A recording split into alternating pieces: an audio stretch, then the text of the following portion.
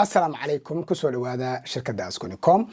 maanta waxaan rabaa inaan in la wadaago ogeysiis ka soo baxay immigration-ka oo quseeyo dadka rabo inay guryaha ka iibsadaan dalka Turkiga guryahaasna rabo inay ku qaataan iqaamada intaan u gudbin ogeysiiskaas haddii aad ku cusub tahay channel-keena waxaan kaa codsanaa in aad subscribe inoo dhahdo channel-keena sidoo kale aad like inoo saarto video-ga wixii fikirkaaga ahna qaybta commentiga aad inoogu soo gudbiso haddii aan u soo laabano ogeysiiskeena maanta immigration-ka Turkiga ayaa waxay ku dhawaaqeen dadka u baahan in ay guryaha ka iibsadaan soddonka magaalo ee waaweyn in hadda kadib lagu soo rogay shuruuc cusub shuruucdaas oo ah haddii aad doonayso inaad guri ka iibsato soddonka magaalo ee waaweyn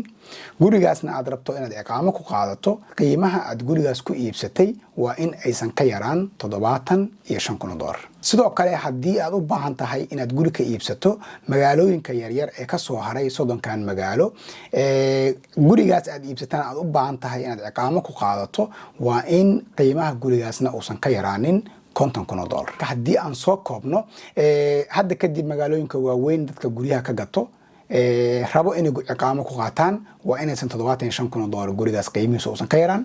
magaalooyinka yaryarna si aad iqaamo ugu qaadato gurigaas waa in $50,000 uusan ka yaraan dabcan